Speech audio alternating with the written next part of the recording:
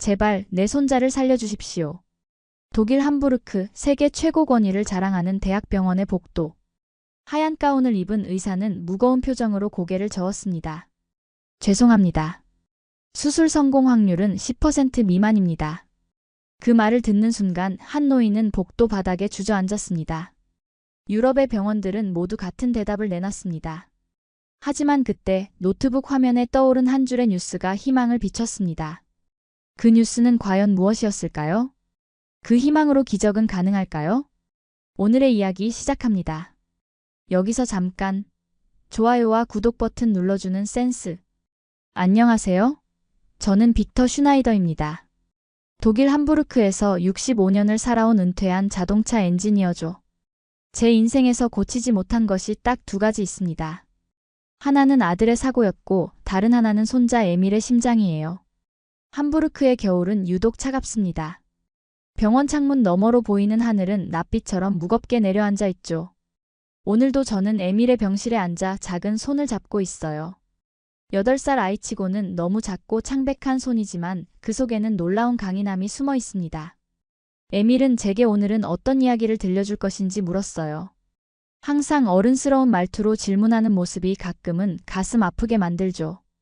아이는 병원 침대에 누워있는 시간이 아닌 학교에서 뛰어놀 나이입니다. 저는 자동차 엔진을 처음 고쳤던 이야기를 해주겠다고 했어요.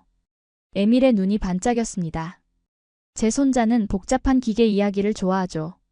아마도 제 피를 물려받았나 봅니다. 저는 65년 인생의 대부분을 독일 최고 자동차 회사의 엔지니어로 보냈어요. 어떤 고장난 엔진이라도 제 손에 들어오면 다시 움직이게 만들 수 있었습니다. 에밀은 제가 모든 걸 고칠 수 있어 대단하다고 말했어요. 그 순간 가슴이 무너졌습니다. 모든 것을 고칠 수 있다고요? 아닙니다. 가장 중요한 것은 고치지 못하고 있어요. 에밀의 심장. 복합선천성 심장기형. 긴 의학 용어로 가득한 진단서를 받던 날의 절망감이 다시 밀려왔습니다. 저는 할아버지가 고치지 못하는 것도 있다고 솔직히 말했어요. 에밀은 고개를 갸웃했습니다. 아이의 눈에는 여전히 저를 향한 무한한 신뢰가 담겨 있었어요. 그 신뢰가 저를 더 무겁게 짓눌렀죠. 오늘 아침에는 또 다른 병원에서 거절 통보를 받았습니다. 함부르크 대학병원, 이제 독일 내 모든 주요 병원의 의견은 동일했어요. 수술 성공률 10% 미만, 성장 후에나 가능할지도 모릅니다. 의사들의 말은 정중하지만 냉정했습니다. 에밀의 심장은 너무 복잡하게 기형이 진행되어 있고 아직 어린 나이라 수술이 더 위험하다는 설명이었어요. 에밀은 제 눈물을 발견하고 왜 우느냐고 물었죠. 저는 괜찮다며 창밖이 밝아서 그렇다고 둘러댔습니다. 에밀은 제 손을 꼭 쥐었어요. 오히려 아이가 저를 위로하는 상황이 되었습니다. 제 인생은 항상 통제와 논리로 가득했어요. 복잡한 문제에 직면하면 분석하고 해결책을 찾고 실행하는 방식이었습니다. 하지만 에밀의 심장은 제 능력 밖의 영역이죠. 제가 평생 자랑스럽게 여겼던 문제 해결 능력이 지금은 아무런 쓸모가 없어요. 에밀이 오늘 만난 버나드 교수님의 말을 물었습니다. 저는 아이에게 어떻게 설명해야 할지 망설였어요. 8살 아이에게 생존 확률이 10%도 되지 않는다고 어떻게 말할 수 있을까요? 결국 교수님이 열심히 연구 중이라 조금 더 기다려야 할 수도 있다고 거짓말을 했죠. 더 기다린다고 해결될 문제가 아니라는 것을 알면서도 에밀의 눈에서 희망을 빼앗을 수는 없었습니다. 병실 문이 열리고 제 여동생 마틸다가 들어왔어요. 심장내과 간호사인 마틸다는 에밀의 상태를 가장 잘 이해하는 사람 중 하나입니다. 마틸다는 에밀의 이마에 키스를 하고는 저에게 눈짓했어요. 복도에서 이야기하자는 신호였습니다. 복도에 나오자 마틸다의 표정이 심각해졌죠. 버나드 교수와의 이야기가 어땠는지 물었습니다. 저는 다른 병원들과 똑같이 기다려보자는 말뿐이었다고 답했어요. 제 목소리에 쌓인 분노가 느껴졌을 겁니다. 마틸다는 현실을 받아들여야 할 때가 온 것 같다고 말했어요. 저는 화를 참지 못하고 목소리를 높였습니다. 손주가 죽어가는 걸 그냥 보고만 있으라는 거냐고요. 몇몇 간호사들이 이쪽을 쳐다봤어요. 마틸다는 제 팔을 잡고 조용히 말했습니다. 평생 엔진을 고쳐왔지만 심장은 엔진이 아니라고요. 그 말이 가슴을 찔렀어요. 그렇습니다. 심장은 엔진이 아닙니다. 부품을 교체하거나 새 모델로 바꿀 수 있는 기계가 아니죠. 에밀의 심장은 살아있는 것이고 그것이 멈추면 생각하기도 싫습니다. 병실로 돌아오는 길에 창가에 잠시 멈춰 섰어요. 함부르크의 거리는 여전히 분주하게 돌아가고 있었습니다. 모두의 삶은 계속되고 있어요. 하지만 제 세상은 에밀의 심장 박동 소리에 맞춰 천천히 움직이고 있죠. 그리고 그 박동이 언제까지 계속될지 아무도 확신할 수 없습니다. 저는 포기하는 사람이 아닙니다. 독일 최고의 자동차 회사에서 35년간 일하며 불가능한 기술적 난제를 해결해왔죠. 그래서 다른 병원을 찾아다녔어요. 처음에는 함부르크의 모든 병원, 그 다음은 베를린, 뮌헨, 프랑크푸르트까지 독일 전역을 돌았습니다. 의사들의 표정은 모두 비슷했어요. 저를 안쓰럽게 바라보는 눈빛, 고개를 절레절레 흔드는 모습이었죠.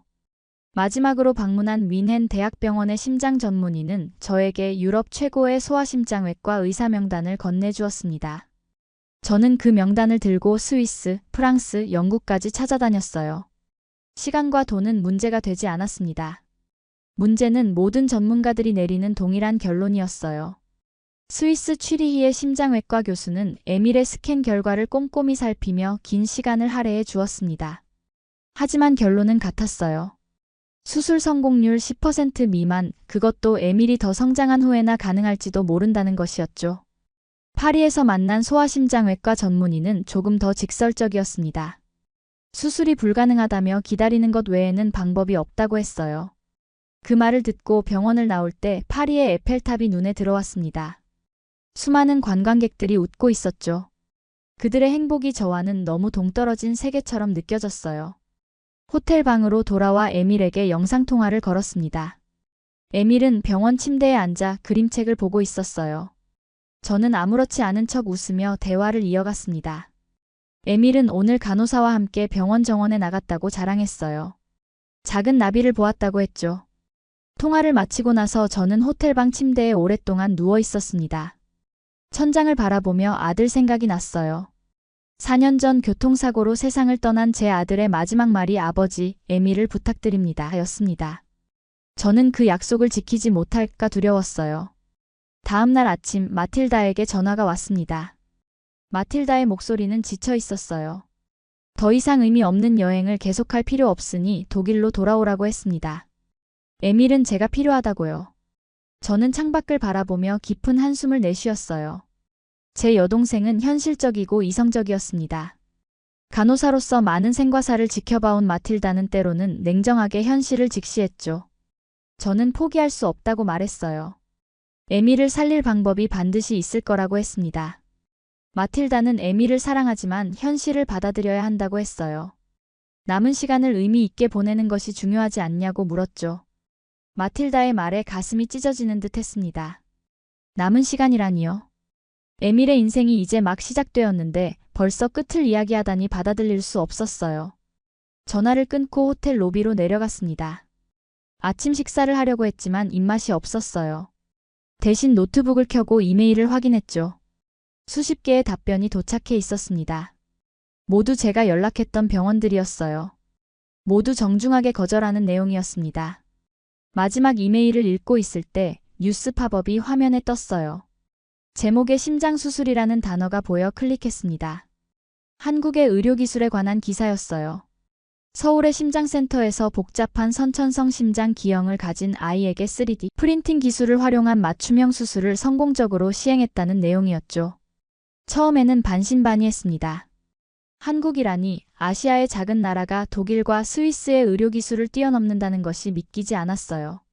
하지만 기사를 자세히 읽을수록 희망이 생겼습니다. 3D 프린팅으로 제작한 맞춤형 심장 모형, 로봇 기술을 활용한 정밀 수술, 그리고 80% 이상의 성공률이라니요. 저는 즉시 더 많은 정보를 찾기 시작했어요.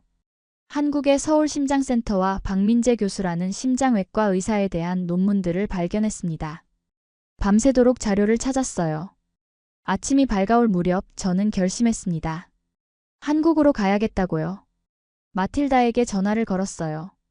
제 목소리에는 오랜만에 희망이 담겨 있었습니다. 독일로 돌아가 에밀과 함께 한국으로 갈 준비를 하겠다고 말했어요. 마틸다는 처음에 회의적이었지만 제 확신에 결국 동의했습니다. 전화를 끊고 호텔 창문을 열었어요. 파리의 아침 공기가 상쾌했습니다. 어제는 그토록 무거웠던 마음이 오늘은 한결 가벼워졌어요. 지구 반대편에 희망이 있을지도 모른다는 생각에 가슴이 뛰었습니다. 처음 인천공항에 도착했을 때 모든 것이 낯설었습니다. 표지판의 한글 글자들은 제게 신비로운 기호처럼 보였어요. 다행히 영어 안내문도 함께 있었습니다. 에밀은 긴 비행시간에도 놀라울 정도로 활기찼어요. 창밖으로 보이는 모든 것에 호기심을 보였죠. 마틸다는 에밀의 상태를 계속 확인하며 약을 챙겼습니다. 서울로 가는 공항철도 안에서 저는 창밖을 바라보았어요. 고층 빌딩들과 산들이 어우러진 풍경이 인상적이었습니다. 독일과는 다른 색채와 분위기였죠. 에밀은 제 무릎 위에 앉아 나지막이 물었어요. 여기서 정말 심장이 나아질 수 있냐고요. 저는 확신에 차서 대답했지만 사실 제 마음속에는 여전히 불안이 있었습니다. 서울 심장센터는 강남 한복판에 있었어요. 현대적인 건물이었지만 독일의 병원들보다 더 따뜻한 느낌이었습니다. 로비에는 다양한 국적의 사람들이 있었죠. 저는 미리 예약해둔 박민재 교수와의 상담을 기다렸어요. 에밀은 조용히 제 손을 잡고 주변을 둘러보았습니다. 박민재 교수는 생각보다 젊어 보였어요. 40대 후반으로 보이는 그는 단정한 양복에 부드러운 미소를 지니고 있었습니다. 영어로 유창하게 대화하며 우리를 진료실로 안내했죠. 그는 에밀에게 먼저 인사했어요. 아이의 눈높이에 맞춰 무릎을 굽히고 이야기하는 모습이 인상적이었습니다. 진료실에서 박 교수는 에밀의 의료 기록과 스캔 결과를 꼼꼼히 검토했어요. 그리고 컴퓨터 화면을 통해 놀라운 것을 보여주었습니다. 에밀의 심장을 3D로 재구성한 모형이었죠. 박 교수는 에밀의 심장 구조를 자세히 설명했어요. 그리고 무엇보다 놀라운 말을 했습니다. 슈나이더 씨, 에밀의 수술은 어렵지만 불가능하지 않습니다. 저희 센터에서는 3D 프린팅 기술로 에밀의 심장 모형을 만들어 수술 전 시뮬레이션을 할 수 있어요. 그리고 로봇 수술 시스템을 통해 정밀한 시술이 가능합니다. 저는 박 교수의 말을 믿기 어려웠어요. 유럽의 모든 의사들이 불가능하다고 했던 수술을 가능하다고 말하고 있었으니까요. 하지만 그의 확신에 찬 눈빛과 꼼꼼한 설명에 희망이 생겼습니다. 성공 확률은 어느 정도입니까? 마틸다가 냉정하게 물었어요. 약 70%입니다. 물론 위험이 없는 것은 아닙니다.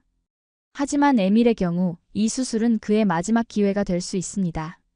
마지막 기회라는 말이 제 귀에 울렸어요. 유럽의 의사들은 모두 기다리라고 했지만 기다림이 치료가 아니라는 것을 저는 알고 있었습니다.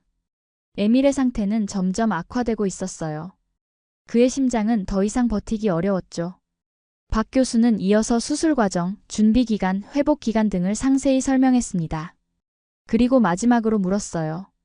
수술을 진행하길 원하십니까? 마틸다와 저는 눈빛을 교환했습니다. 마틸다의 눈에는 여전히 의심이 있었어요. 하지만 저는 결심했습니다. 이곳이 에밀의 마지막 희망이었으니까요. 네, 원합니다. 박 교수는 고개를 끄덕였어요. 한 가지 더 말씀드리고 싶은 것이 있습니다.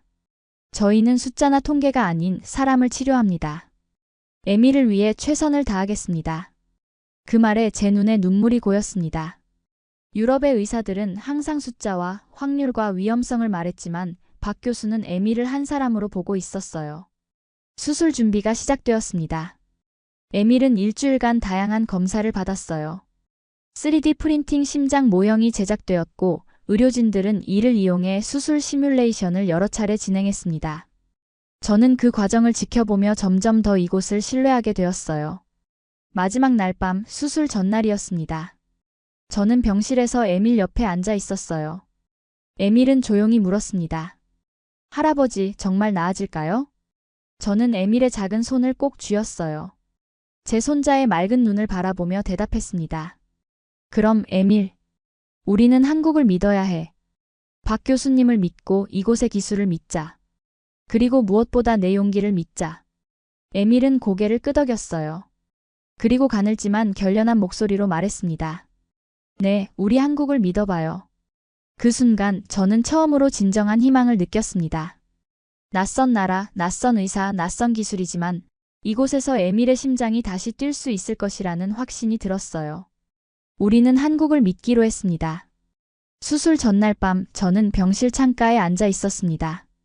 서울의 밤하늘은 수많은 빛으로 가득했어요. 에밀은 약 효과로 이미 깊은 잠에 빠져 있었죠. 그의 작은 가슴이 오르내리는 모습을 지켜보며 저는 과거로 돌아갔습니다. 제 아들 프레데릭이 막 26이었을 때 그는 자동차 사고로 세상을 떠났어요. 그날 밤 저는 병원 복도에서 소식을 기다리고 있었습니다. 의사가 다가와 유감스럽게도 더 이상 할 수 있는 것이 없다고 말했을 때 세상이 무너지는 느낌이었죠. 프레데릭은 제게 마지막 말을 남겼습니다. 아버지, 에밀을 부탁합니다. 그 말을 끝으로 영원히 눈을 감았어요. 프레데릭의 아내는 슬픔을 이기지 못하고 1년 후 고향 프랑스로 돌아갔습니다. 그녀는 에밀을 저에게 맡기며 다시는 연락하지 않았어요. 저는 갑자기 65세의 나이에 4살 손자를 혼자 키우게 되었습니다. 처음에는 어색했죠. 완벽주의자였던 제가 아이의 울음소리와 장난감 소리에 적응하는 것은 쉽지 않았어요. 하지만 에밀은 저를 변화시켰습니다. 그의 웃음, 그의 호기심, 그리고 무엇보다 그의 따뜻함이 제 딱딱한 마음을 녹였어요. 에밀이 5살 때 심장 문제가 발견되었죠. 처음에는 가벼운 증상이었지만 시간이 지날수록 심각해졌습니다. 그리고 지금 여기 한국의 병원에서 에밀의 생명이 걸린 수술을 앞두고 있어요. 병실 문이 살며시 열리고 마틸다가 들어왔습니다. 그녀는 커피 2잔을 들고 있었어요. 오빠, 아직 안 주무셨네요. 마틸다는 제게 커피를 건네며 에밀 옆에 앉았습니다. 잠시 침묵이 흘렀어요. 우리 둘 다 내일을 생각하고 있었죠. 가끔은 내가 프레데릭을 제대로 돌보지 못했다는 생각이 들어. 제 목소리가 병실의 정적을 깼습니다. 마틸다는 깊은 한숨을 내쉬었어요. 오빠, 그건 오빠 잘못이 아니었어요. 사고였잖아요. 그래도 그날 밤 내가 차 열쇠를 건네지 않았다면, 그가 운전하지 못했다면, 프레데릭은 성인이었어요. 자신의 선택을 한 거예요. 오빠가 자책할 필요 없어요. 마틸다의 말은 논리적이었지만 부모의 마음은 논리만으로 위로되지 않습니다. 저는 창밖을 바라보며 말했어요. 내가 에밀을 위해 충분히 하고 있는 걸까? 이 수술이 정말 옳은 결정일까? 마틸다는 잠시 생각하더니 조용히 대답했습니다. 오빠는 항상 최선을 다했어요. 아들 떠난 건 오빠 잘못이 아니었어. 이번에도 오빠는 할 수 있는 최선을 다하고 있어요. 그 말에 제 눈시울이 뜨거워졌습니다. 마틸다는 때로는 날카롭고 냉정했지만 항상 제 곁에 있어 주었어요. 프레데릭이 떠난 후 그녀는 제가 에밀을 키우는 것을 도왔죠. 간호사로서의 지식으로 에밀의 건강도 살펴주었습니다. 내일이 두려워. 마침내 제 진심을 고백했어요. 마틸다는 고개를 끄덕였습니다. 나도 그래요. 하지만 박 교수님을 믿어요. 그리고 에밀을 믿어요. 그 아이는 생각보다 강해요. 그 순간 에밀이 눈을 떴습니다. 두 사람의 대화를 어디서부터 들었는지 모르겠지만 그는 작은 목소리로 말했어요. 할아버지, 저는 무섭지 않아요. 저는 놀라서 에밀에게 다가갔습니다. 에밀, 아직 안 잤니? 조금 잤어요. 할아버지, 울지 마세요. 저는 괜찮을 거예요. 에밀의 말에 제 눈에서 눈물이 흘렀습니다. 8살 아이가 저를 위로하고 있었어요. 그의 작은 손이 제 눈물을 닦아주었습니다. 박 교수님이 제 심장을 고치면 저도 할아버지처럼 자동차를 고칠 수 있게 될까요? 그 순수한 질문에 저와 마틸다는 웃음을 터뜨렸어요. 긴장이 조금 풀렸습니다. 그럼 에밀, 네가 원하는 것은 무엇이든 할 수 있을 거야. 저는 에밀을 꼭 안았습니다. 그의 작은 심장 박동이 제 가슴에 느껴졌어요. 내일 이 심장이 14시간 동안 멈춰야 한다고 생각하니 두려움이 밀려왔습니다. 하지만 에밀의 용기 앞에서 저도 강해져야 했어요. 마틸다는 조용히 자리에서 일어나 밖으로 나갔습니다. 에밀과 저 할아버지와 손자에게 마지막 시간을 주려는 배려였죠. 저는 에밀에게 독일의 이야기를 들려주었어요. 그가 태어난 함부르크의 아름다운 항구, 크리스마스 시장, 그리고 언젠가 함께 가보고 싶었던 알프스 산맥에 대해 이야기했습니다. 에밀은 조용히 듣다가 점점 눈이 감겼어요. 에밀이 잠들자 저는 그의 이마에 키스했습니다. 그리고 속삭였어요. 내일 다시 만나자, 에밀. 할아버지가 항상 곁에 있을게. 창밖을 바라보니 서울의 밤하늘에 별이 보였습니다. 그 순간 저는 묘한 평화를 느꼈어요. 내일이 무엇을 가져올지 알 수 없었지만 적어도 오늘 밤 에밀은 안전했습니다. 그리고 저는 그의 곁에 있었어요. 때로는 그것만으로도 충분할 때가 있습니다. 수술 당일 아침 병원은 고요했습니다. 이른 시간이었지만 태양은 이미 창문을 통해 병실을 비추고 있었어요. 에밀은 의료진에 의해 수술 준비를 마치고 있었습니다. 저는 마틸다와 함께 대기실에서 기다리고 있었죠. 제 손은 떨리고 있었어요. 마틸다는 제 손을 잡아주었습니다. 에밀을 이송용 침대에 실어 수술실로 옮기기 전 저희는 잠시 작별 인사를 나눌 수 있었어요. 저는 에밀의 작은 손을 꼭 쥐었습니다. 그의 눈에는 두려움이 있었지만 용기도 함께 있었어요. 곧 만나자, 에밀. 할아버지가 여기서 기다리고 있을게. 에밀은 미소를 지으며 고개를 끄덕였습니다. 그리고 간호사들이 그를 수술실로 데려갔어요. 문이 닫히는 순간 제 심장도 함께 멈춘 것 같았습니다. 박민재 교수는 수술실로 들어가기 전 저희에게 간단히 말했어요. 14시간 정도 걸릴 예정입니다. 중간에 상황을 알려드릴게요.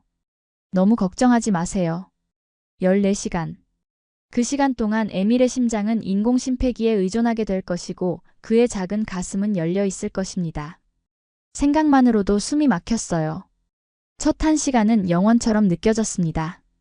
저는 병원 복도를 왔다 갔다 하며 초조하게 기다렸어요. 마틸다는 간호사로서의 경험을 바탕으로 현재 수술 과정을 설명해 주었습니다.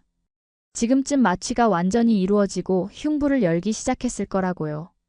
3시간이 지났을 때 수술실에서 간호사가 나왔습니다. 그녀는 수술이 계획대로 진행 중이라고 알려주었어요. 에밀의 상태는 안정적이었습니다.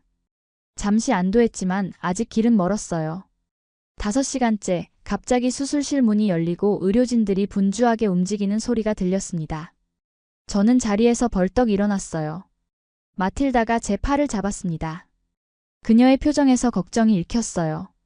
잠시 후 간호사가 나와 상황을 설명했습니다. 에밀의 혈압이 갑자기 떨어졌지만 지금은 안정을 되찾았다고요. 그 말을 듣는 순간 제 다리에 힘이 빠졌습니다. 8시간이 지나고 점심도 거르고 기다렸어요. 마틸다는 저에게 무언가 먹으라고 권했지만 목구멍으로 아무것도 넘어가지 않았습니다. 또 다른 업데이트가 왔어요. 3D 프린팅된 심장 모형을 이용한 복잡한 부분의 수술이 진행 중이라고 했습니다. 박 교수는 로봇 수술 시스템을 사용해 미세한 혈관을 연결하고 있었어요. 10시간째 갑작스러운 소란이 일어났습니다. 수술실에서 급박한 목소리가 들렸어요. 제 심장이 멎는 것 같았습니다. 마틸다는 간호사들의 움직임을 보고 상황을 유추했어요. 심장 리듬에 문제가 생긴 것 같아요. 그녀의 목소리가 떨렸습니다. 저는 더 이상 견딜 수 없었어요. 대기실 밖으로 나가 병원 채플로 향했습니다. 그곳에서 무릎을 꿇고 기도했어요. 저는 종교적인 사람이 아니었지만 그 순간 모든 신에게 에밀의 생명을 구해달라고 간절히 빌었습니다. 12시간이 지났을 때 마틸다가 저를 찾아왔어요. 그녀의 표정에서 안도를 읽을 수 있었습니다. 위기는 넘겼어요. 심장이 다시 안정적으로 뛰고 있대요. 저는 그 자리에 주저앉아 울음을 터뜨렸습니다. 마지막 2시간은 상대적으로 고요했어요. 기다림에 지쳐 저는 의자에 앉아 잠시 눈을 감았습니다. 꿈에서 프레데릭을 보았어요. 그는 미소 지으며 말했습니다. 아버지, 에밀은 괜찮을 거예요. 그 목소리가 너무 생생해서 깜짝 놀라 눈을 떴습니다. 그 순간 수술실 문이 열렸어요. 박민재 교수가 수술복을 입은 채 나왔습니다. 그의 표정은 지쳐 있었지만 눈빛은 밝았어요. 그는 천천히 저희에게 다가왔습니다. 수술은 성공적이었습니다. 에밀의 심장이 다시 뛰고 있어요. 박 교수의 말이 제 귀에 울렸습니다. 다리에 힘이 풀려 그 자리에 무릎을 꿇었어요. 마틸다도 놀란 표정으로 의자에 주저앉았습니다. 14시간의 긴 터널을 지나 마침내 빛을 본 순간이었어요. 정말 감사합니다. 정말. 제 목소리는 떨리고 있었습니다. 눈물이 볼을 타고 흘러내렸어요. 박 교수는 지친 얼굴로 미소를 지으며 제 어깨를 토닥였습니다. 수술은 성공했지만 앞으로 72시간이 중요해요. 에밀은 현재 중환자실에 있고 인공호흡기의 도움을 받고 있습니다. 모든 생체 신호는 안정적이에요. 박 교수는 이어서 수술 과정을 설명했습니다. 3D 프린팅된 모형으로 사전 시뮬레이션을 한 덕분에 복잡한 심장 구조를 정확히 이해할 수 있었다고 했어요. 로봇 수술 시스템은 사람의 손으로는 닿기 어려운 부위를 정교하게 조작할 수 있게 도왔다고 합니다. 중간에 위기도 있었어요. 에밀의 심장이 잠시 불안정해졌지만 다행히 빠르게 대처할 수 있었습니다. 그 순간을 떠올리니 다시 가슴이 조여왔어요.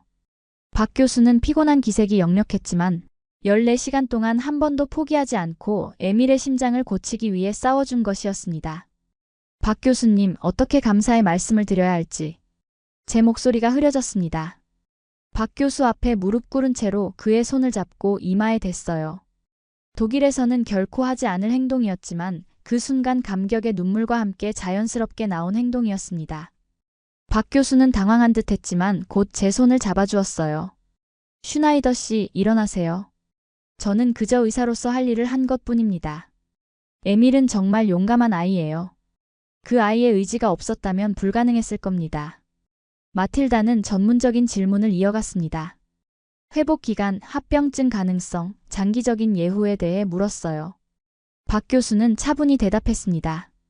에밀의 회복은 약 한 달 정도 걸릴 것이고 이후 정기적인 검진이 필요하다고 했어요. 하지만 장기적인 예후는 놀랍도록 긍정적이었습니다. 에밀은 이제 거의 정상적인 생활을 할 수 있을 겁니다. 물론 격렬한 운동은 피해야 하지만 학교에 다니고 친구들과 어울리는데 문제없을 거예요. 그 말을 듣는 순간 제 마음에 무거운 짐이 내려앉는 느낌이었습니다. 에밀이 평범한 아이처럼 뛰어놀 수 있다니 상상만으로도 행복했어요. 수술실 밖에서 기다리던 다른 의료진들이 박 교수에게 다가왔습니다. 그들은 서로를 바라보며 조용히 박수를 쳤어요. 그것은 팀의 승리였고 생명을 구한 승리였습니다. 박 교수는 겸손하게 고개를 숙였지만 그의 눈에서 자부심이 빛났어요. 간호사가 다가와 저희에게 에밀을 볼 수 있다고 알려주었습니다. 중환자실로 향하는 발걸음이 떨렸어요. 에밀을 볼 생각에 가슴이 뛰었지만 한편으로는 여러 의료 장비에 둘러싸인 그의 모습을 볼 용기가 나지 않았습니다. 중환자실 문이 열리고 저희는 마스크와 가운을 착용한 채 들어갔어요. 에밀은 작은 침대에 누워 있었습니다. 그의 가슴에는 붕대가 감겨 있었고 여러 튜브와 선이 연결되어 있었어요.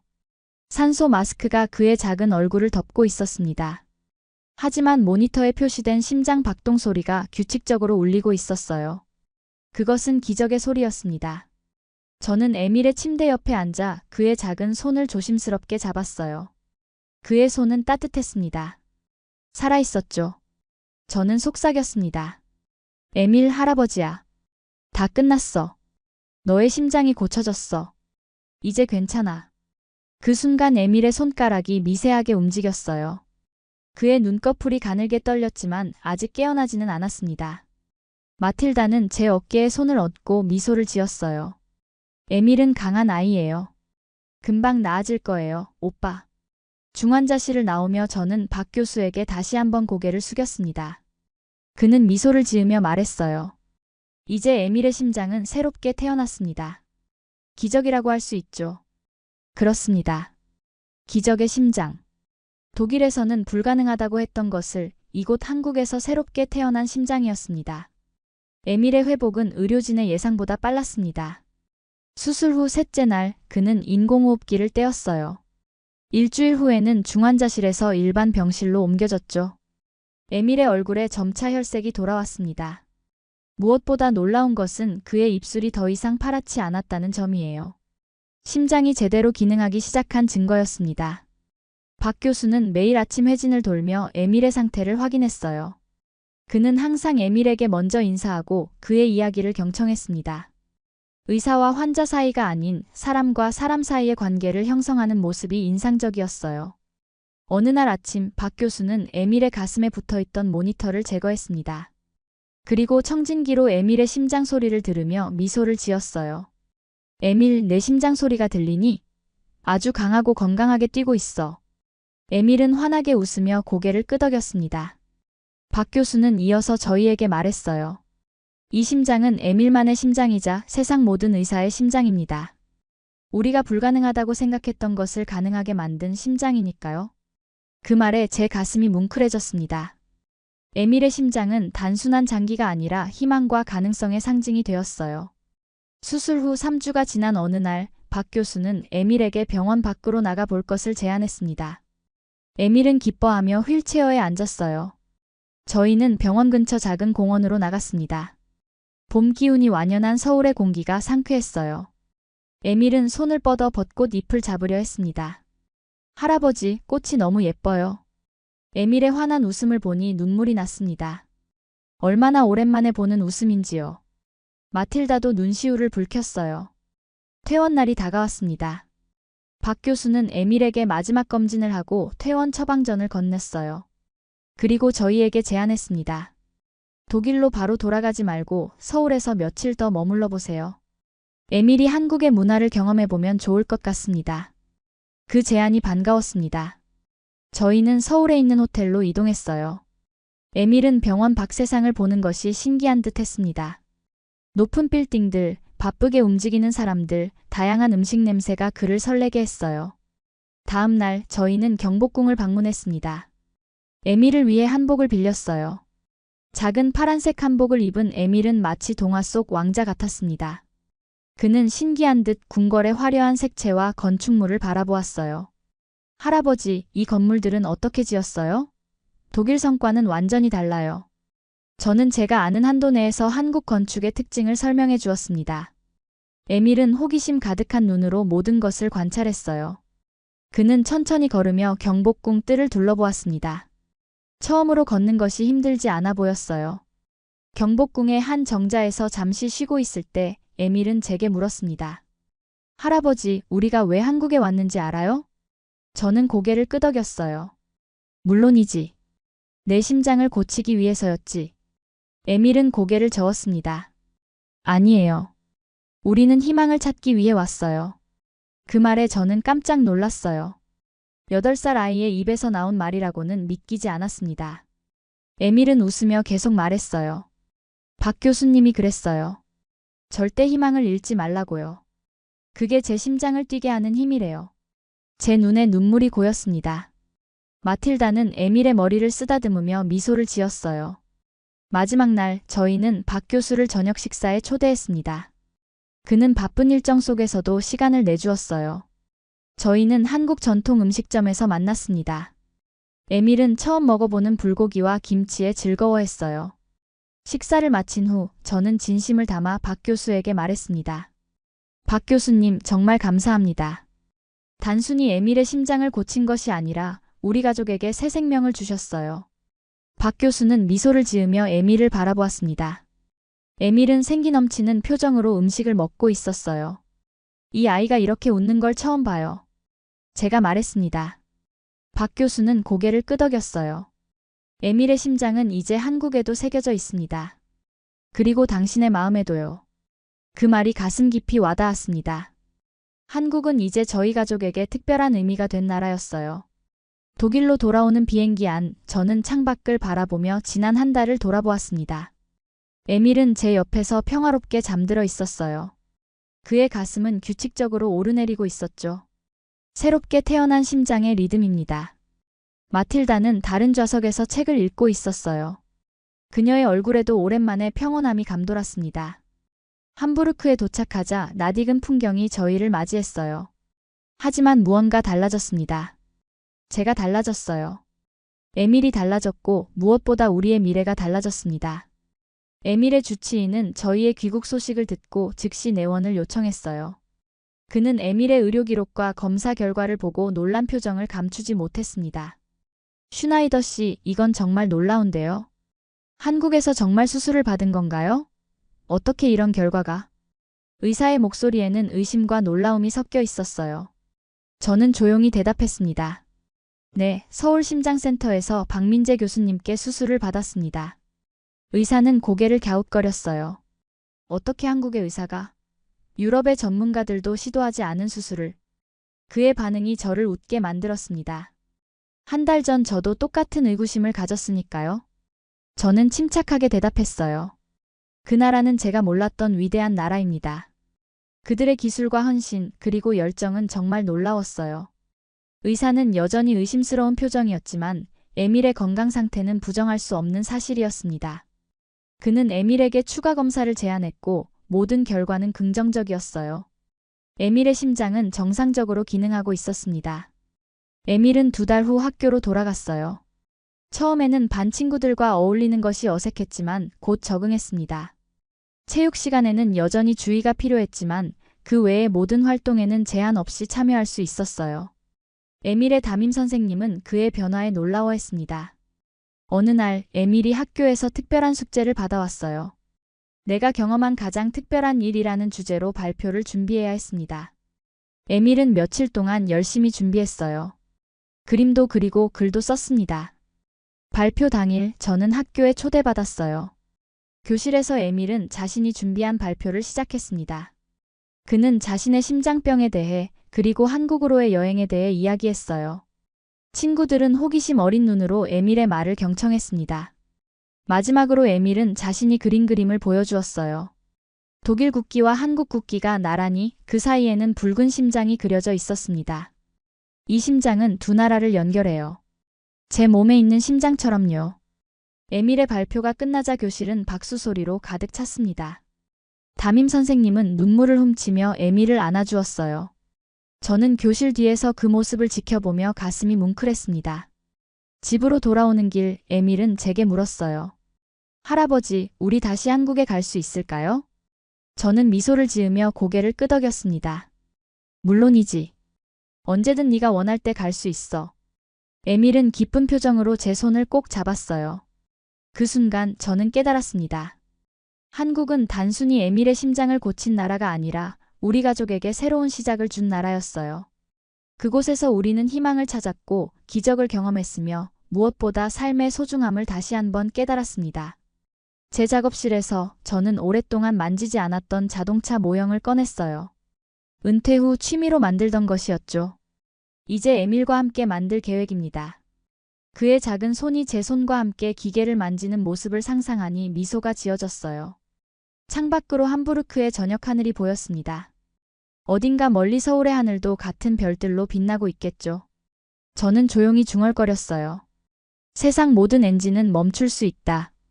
하지만 한국은 그 심장을 다시 뛰게 했다. 에밀의 심장은 이제 규칙적으로 뛰고 있습니다. 그리고 그 심장 속에는 한국이라는 나라의 정신과 기술, 그리고 한 의사의 헌신이 새겨져 있어요. 저는 더 이상 엔진만 고치는 사람이 아닙니다. 이제는 희망을 믿는 사람, 기적을 경험한 사람, 그리고 무엇보다 감사할 줄 아는 사람이 되었습니다. 창문을 닫으며 저는 다시 한번 생각했어요. 우리가 알지 못했던 위대한 나라, 한국. 그 나라는 에밀의 심장뿐 아니라 저의 인생도 고쳐주었습니다. 오늘의 사연은 어떠셨나요? 이번 영상을 어떻게 생각하시는지 댓글로 의견을 남겨주시고 좋아요를 눌러주세요. 다음에도 더 흥미진진한 사연으로 찾아뵙겠습니다. 여러분의 사연 제작소 감동 나누기였습니다. 감사합니다.